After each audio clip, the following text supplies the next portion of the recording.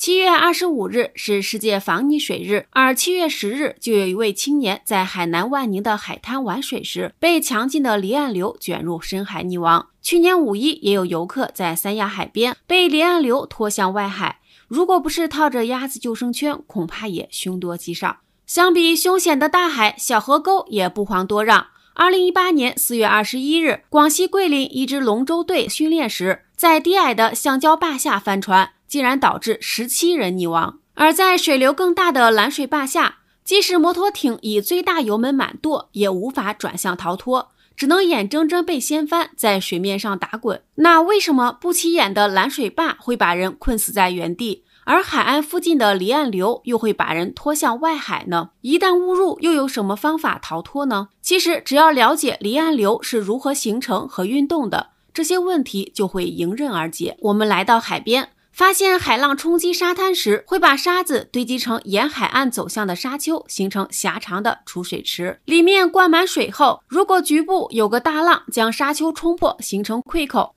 那么池水就会从溃口跟着推去的海浪一起泄洪，形成宽度数米、长度几十到几百米、垂直于岸边向外海运动的水流，流速可达到每秒2到3米。由于溃口周围的海浪不停向池子里灌水，这股水流可持续长达数分钟，形成了离岸流。此时在溃口附近的人就会被离岸流先横向带走，到达溃口再转弯冲向外海。除了波塞冬，一般人在这里难逃生，因此只能先保存体力，顺流漂浮。当水流冲出溃口，由于宽度较窄且速度较快，和旁边逆行的海水强烈对流，在两侧形成若干涡管指向中间的强劲漩涡。被冲走的人要是打算横向游泳逃生，就会被吸入漩涡并向中心运动，然后顺着水下的涡管重新回到水流里。看来这是白费劲，那就只能继续顺流漂浮。随着离岸流速度减慢，流道扩张，水流的体量也越来越大，开始在旁边逆行的海水对流作用下持续偏航，形成大号涡流。这时落水者要一鼓作气，向离岸流尾段涡流的外圈挣扎，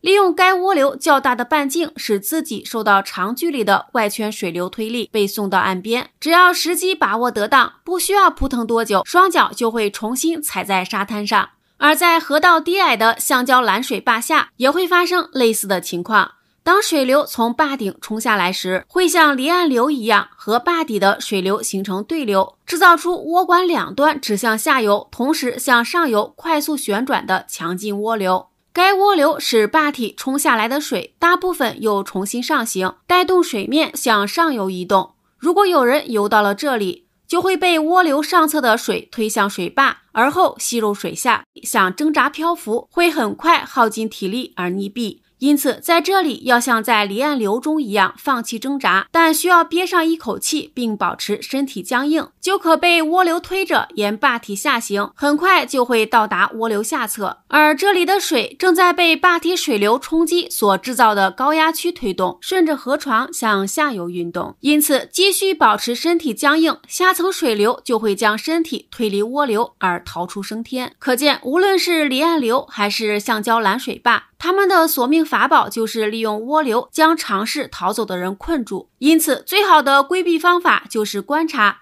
离岸流会使海水变得浑浊，呈现出垂直海岸的水流轨迹，而水流湍急的橡胶坝则明晃晃地写着吃人2个字。但万一误入，就需要利用离岸流和橡胶坝的涡流运动特点来逃生。无论如何，任何时候去陌生水域玩耍，可靠的救生衣都是最后一线生机。